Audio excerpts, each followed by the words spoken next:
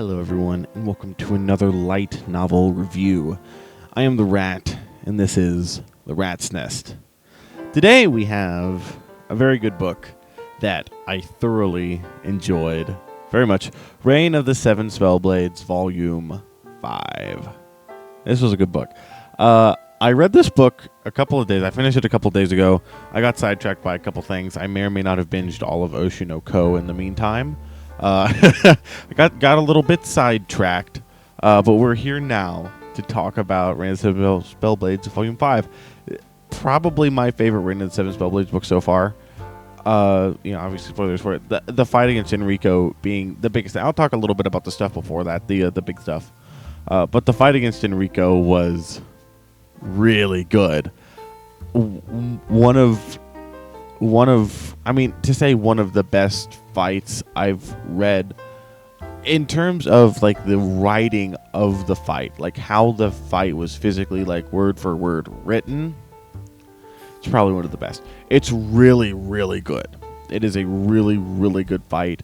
It's a really, really good book. Bokuto Ono outdid himself with this. It got a lot of lore drops, got a lot of revelations. Revelations. Yeah, that's the revelations. That's the word. Got a ton of that. Getting to see Oliver more. Just a very Oliver-focused book. I love Oliver, my boy. This was a goodie. So let's talk about the book. Let's talk about a bit of what happened before the big fight. So this book is basically like the end of Volume 4. Setting up for Oliver's confrontation with Enrico Forghieri. It sounds Italian. It sounds Italian. Or Italian, if we're going on a Reign of the Seven Spellblades turn. I don't think we ever know where he's from. It sounds Italian. So this has obviously been a moment I've been looking forward to for a while. Is getting to see, okay, Oliver has this group. He took care of Darius pretty easily, right? He got within Spellblade distance really easily and killed him because Darius didn't expect him to have a Spellblade. At this point, they probably expect him to have a Spellblade. I think that Enrico still didn't, which was interesting. Enrico himself not having a Spellblade. So it's odd. It's very interesting. But he disposed of Darius pretty easily. So I was wondering, okay, he's got all these people. What are they here for? Well, we found what they are here for. they more than pulled their weight, and there was some very good writing around here. Just getting to see more of Oliver and what he does and everything there. Starting off, I'm trying to remember. I'll probably forget some of the details, but I know we start off with a little flashback to Chloe again. Chloe being a very important character at this point, obviously Oliver's mother, and we get a lot of good information about her in the final chapter with the Enrico fight. A fight that I've been looking for. That's right, I kind of lost my train of thought there. This is something I've been looking forward to, the Enrico fight, ever since Darius, because it's the second instructor, right? I don't think it'll take 4 volumes for us to get to the next one, probably. And so just getting over the hump of, okay, we have the second one down now. It's good. I'm very much looking forward to how they approach going forward. But, so, we have Oliver and Michelle. Yeah, that's her name, Michelle. They're going about and they're talking, discussing Nano and Michelle's father's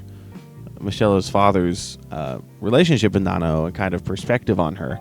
And that's interesting to see. Okay, well, I don't think Nano has any blood relation to Chloe. I wouldn't expect so. But it is interesting, what if they have a similar thing? Both of them have Spellblades. We know that much. Both of them are incredible fighters.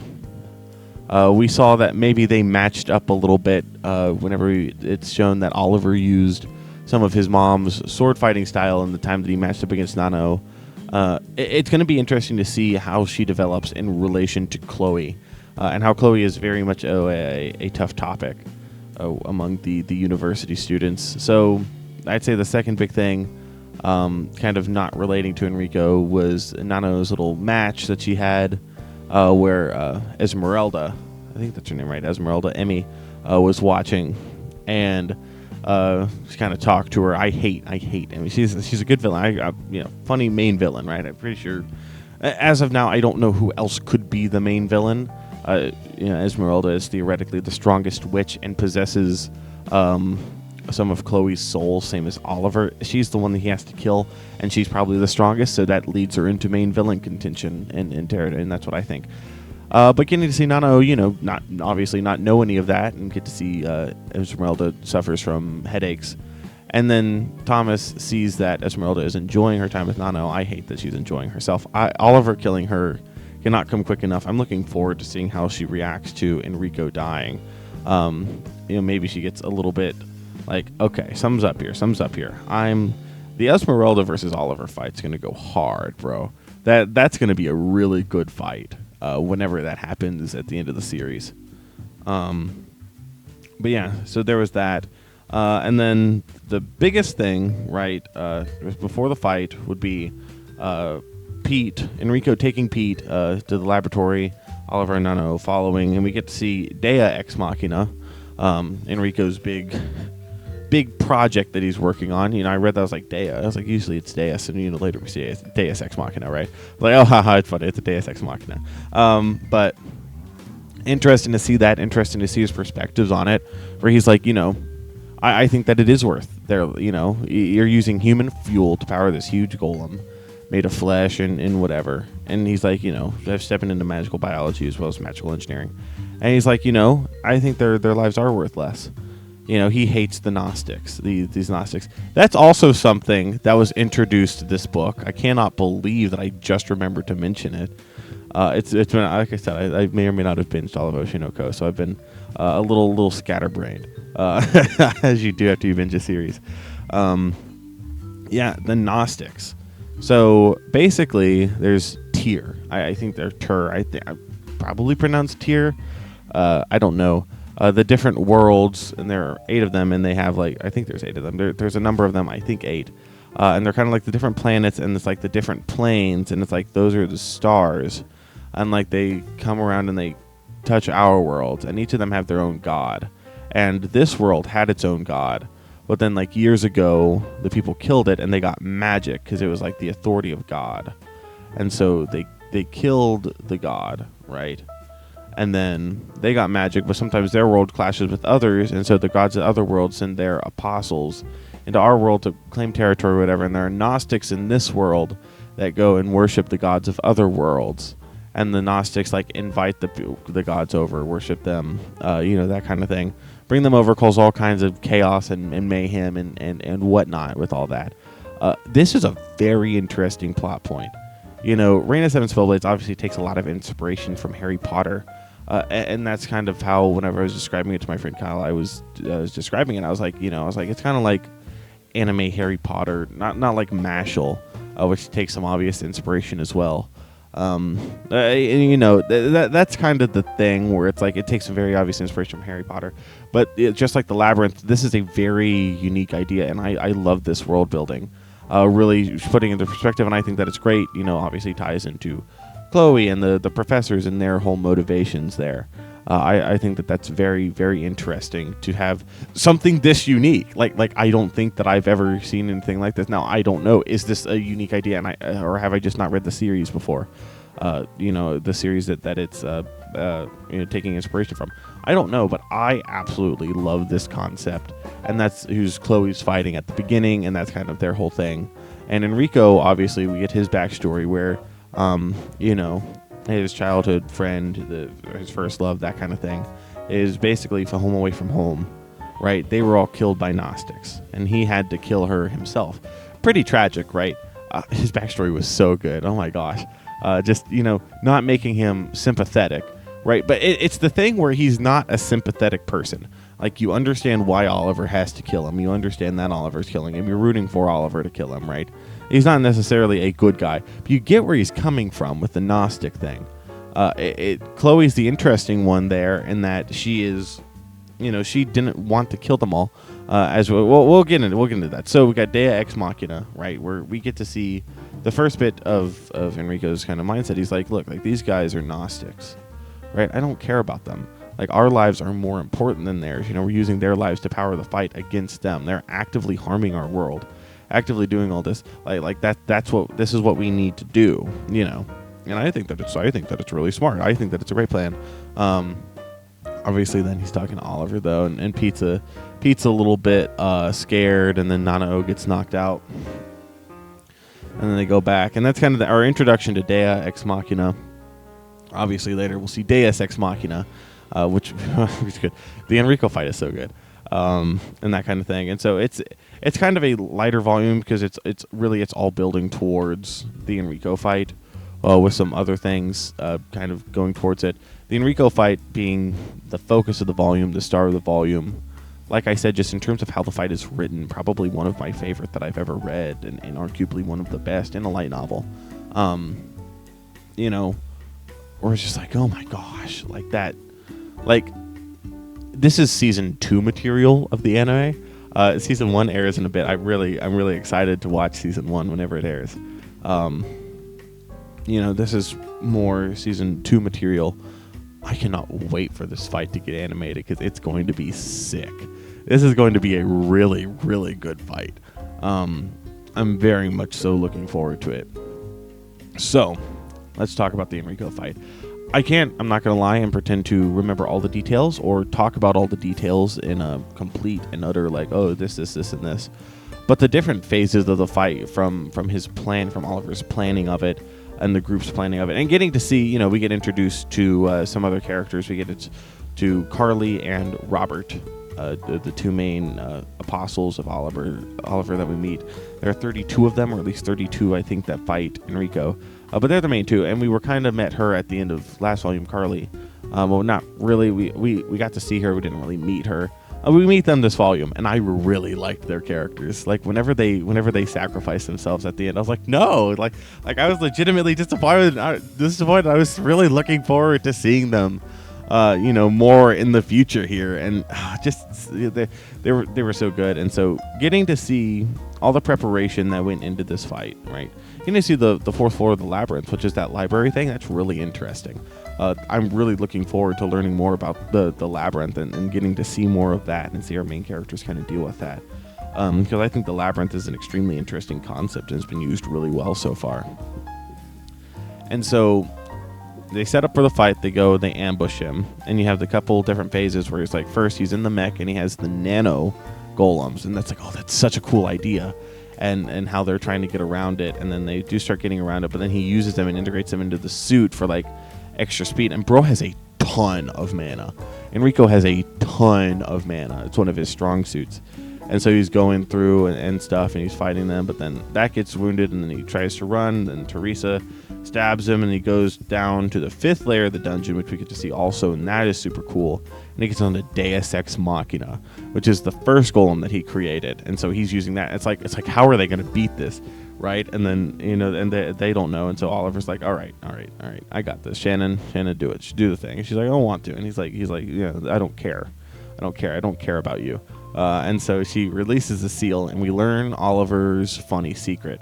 So Chloe died, right? That's the scene that we get. It's the very first scene that we see and read about in Reign of the Seven Spellblades is Chloe's death, which I've gone back and reread, and it's like it's so interesting because whenever I first read it, I was so confused, and now it's like, oh my gosh, this is like the biggest event in the world, right? Chloe Halford's death is very impactful on the world of Reign of the Seven Spellblades, and very, very cool to see. Kind of like, oh, it's been here since the beginning, and it's like this huge event. Just take place basically under our nose.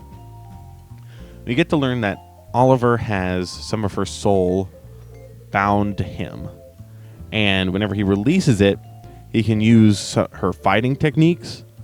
He has her Spellblade, naturally, that we've already seen him use against Darius. So he has that. He has her fighting techniques that he's also unlocked and can use, right? And her magic, that kind of thing. Basically makes him into a mini her, but it also like utterly destroys his body while he does it, which is based and awesome.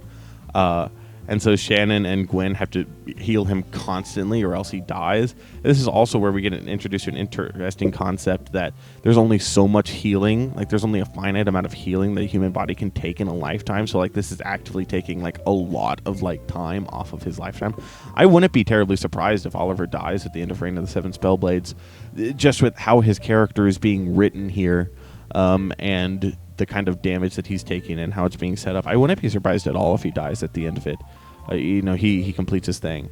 And so just one, to get to see him fight with that, two, to get the backstory of apparently not the Halford family, because I think that it would be the Sherwoods. And we also learned Oliver's name is Noel Halford. That's his real name. That's oh my gosh. Points to the author. Double name for a protagonist. That is so cool. Having them have like a real name and then like the name that they use for most. I'm still going to call him Oliver. That's what the book calls him. That his name is Oliver, right? But his birth name is Noel Halford. And so that's why Shannon and Gwen call him Noel, and that's why that's the name. He goes, what you call it, and he's Chloe Halford's son, so he's Noel Halford. Maybe Noel Sherwood. I don't know. I think his dad is probably the Sherwood, and so Gwen apparently was originally going to do it or something.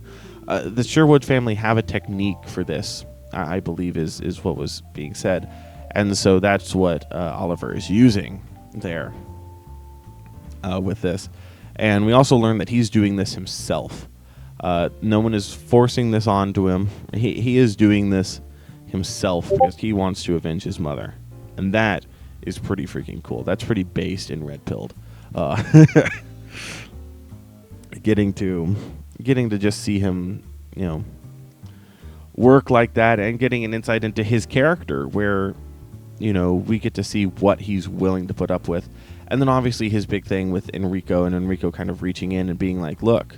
Like, you're strong. Yeah. You're never going to be as strong as her. At the same time, you have to hate yourself, right? You have to hate yourself to be able to do this. You have to deny yourself. You have to ruin your own soul to be able to do this. And he said, and I love it. He's like, you'll never be Chloe. You'll never be her, because she was the freest soul. She was the most her she could be. And she said, and Enrico's like, you'll never be you. You have destroyed your own soul to the point that you will never be able to be you now. And like, it's just going to get worse. You're going to lose yourself more and more and more the more that you do this technique. And it's like, and he's like, the more that you act like her, the less you'll be like her. And I was like, oh my gosh, that's so cool. That's such good writing and cool for Enrico. Enrico throughout this entire fight, just the dialogue and the way it's just so, it's so good and it's so poignant. We get a lot of good reveals, with Oliver's character. Obviously, we get to see how Chloe was like, I think the world would be better if everyone was just a little bit nicer. And it's like, oh, well, that's like, and we get to see that Oliver is inherently a nice person whenever he rescues the people while he's in this frenzied state, while he's channeling Chloe's spirit. He goes insane. He's chopping up Deus Ex Machina. Bro's going absolutely crazy. And we get to see that. So then we get, okay, he's going down, and whenever they see how that he's like we need to finish this. We need to kill these people so that no one else has to go through this again. So that the nice things can stay nice, I think was his wording there. With his mom, obviously having died to these guys, and then all of his people are like, okay, like they were already dedicated for somebody. That's something I'm very interested in going forward. Is how do they get these members that know who Oliver is and what his backstory is? How do they get them in here to Oliver's little place? And then convince them to join him. Well, what's their goal in all this? Do they want to kill? Why do they want to help kill the professors? Why do they want to serve Oliver? Is it something to do with Chloe? Is it something to do with their own hatred of the professors? But they seem very dedicated to Oliver himself, so that's the interesting thing. And then obviously we see they're like, this is a lord we could die for. And then Carly and Roberts and the others sacrifice. Man, dude, I was like, no, dude, I didn't want him to die, because I was like, I really like these characters. But this is, Bokuto Ono. He's not afraid to kill off characters.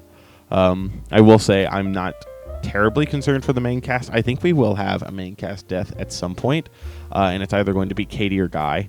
If we have a main cast death, it'll be Katie or Guy, 100%. I'm pretty confident in that, unless he wants to go the Shella or Pete route. I feel like Oliver and Nano are safe. I feel like Nano is pretty safe throughout the entire series. I don't see her on the chopping block. Like I said, Oliver, I think, probably will die at the end of the series. I think that's kind of what I've been seeing, and what I think the author wants us to think, at least. What he's leading us towards as readers. But funny. Okay, I've introduced a character here. I'm gonna kill him off. but I still really liked them. They were written very well for their book, and kind of getting to see them. It turns out they were married, and it's like, okay, so we have a married couple here with 3 kids, right? And obviously, still a Kimberly, and they sacrifice their lives for this cause. Why is it that's what's intriguing to me is again that whole, how do they recruit members for this thing? Why are they so devoted? I'm very interested to find out more about this whole secret organization and everything. We gotten a lot of reveals, but we don't know everything yet, right? But then they go. Robert's group curses the arm, and while that's going, Carly's group goes and say a quad incantation, which automatically kills them, but also works. It's like, oh my gosh, that's so cool. I love the idea of double cants, and the quad cant just immediately kills you, but is super strong. That's cool. The way that the magic system has been built up in the Reign of the Seven Spellblades, and just the world and the system in general, is super interesting. And I think that this fight shows a lot of the potential of it, just with the different aspects of magic in this world, and just how they can all combine for just an awesome fight, and obviously with a lot of cool lore reveals on the way, right? That do help my perspective of it. But just the fight itself is like, oh my gosh, like it's so interesting to see the curse users, and that's something that we got introduced to either earlier in this book or volume 4. I can't really remember, with the curse teacher, and it's like, yeah, like the true curse users value is in death, and it's like, oh, we get to see that, and they take down this monster of Deus Ex Machina, and Enrico's able to get out, but not before sustaining damage from Oliver. But then they go to clash. Enrico gets within the one spell distance, and Oliver uses his spell blade. And it's like, okay. And we go through and we get his final interrogation, right? And this is where the last big thing from this volume is Oliver asks why. And I love this characterization from him, where he's like, look, like, so he asks why, and so Chloe Halford had a plan for something that she wanted to do, and he was like, and Enrico was like, she could have changed the world. She wanted peace for everyone. She was going to follow the inheritor's will, and he said, we can't do that.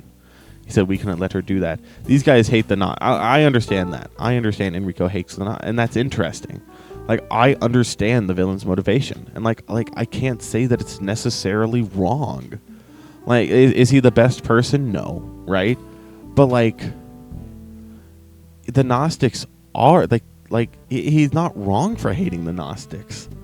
You can say like, oh, they're, and yes, there are those cases, right, where Chloe has to see that on the front lines, and we get to see some of that with her coming through. But I understand, and so these guys, these professors that killed her, at least in Enrico's case, right, his motivation, where I think Darius just wanted to kill her. I can't remember exactly. I'd have to reread it. It's been a while since I read the end of volume 1. Where he's like, we couldn't let her do this because they hate them.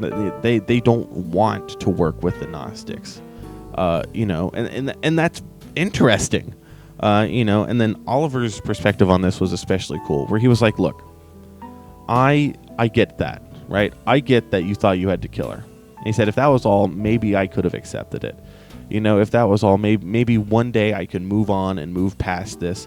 I wouldn't have to do this. I wouldn't have to be here right now. But he says, but why did you have to torture her? Why? He said, whenever he absorbed her soul, or whenever he merged with it, he got to experience her final moments and just how awful they were. He's like, why? He said, I can never forgive you guys for this. That's why. And Enrico, he says a couple things. Maybe it's like a treasure, and you're stomping on it and defiling everything it meant. And that's interesting in and of itself. But he's like, that's my interpretation of it anyways. He says, I don't know how the others felt about it. He said it was Esmeralda that suggested that they do that, and then she take her soul. He said, you're going to have to ask her for more information. He said, that's all I know. He said, that's my perspective on it. And then he dies. And then that's number 2. And so then the battle wraps up, and they've lost 11 people of the 32 that went. And Enrico himself is defeated, and that's the book. And man, that was a really good fight. Like I've sung its praises. I've sung its praises a lot. I really enjoyed it. I'm looking forward to book 6. I'm not expecting book 6 to match the highs of book 5. That'd be a very tall order, but I'm looking forward to kind of seeing the immediate aftermath of it, with Oliver and his character, and kind of where this is like, you know, a lot of stuff has been building up towards the event of Volume 5, and so going into Volume 6, I think it's going to be interesting, you know, to see some of the payoff and maybe some of the setup. I wonder if we don't get our next target going ahead and, you know, maybe speeding up that process a little bit. Will there be another fight as big as Enrica? I don't know if the next fight will be as big as Enrica's, because it was a really big fight, but I'm definitely looking forward very much to see where it goes from here, and kind of what our crazy crew gets up to. So, yeah, I'm very much looking forward to the anime for this. This volume was great. I'm looking forward to Volume 6. I'm going to get into it right after I finish off this recording. So if you're this far in the video, obviously there's something you like, so be sure to like, subscribe, and leave a comment telling me what your favorite part of this volume was, and if it's the fight, what your favorite part of the fight was. And the next video, the next Night Lounge review will be Seven Spellblades Volume 6, so I'm going to go ahead and dig into it, right? I'm really looking forward to it. So, thank you all for watching. We'll see you all then. Bye-bye.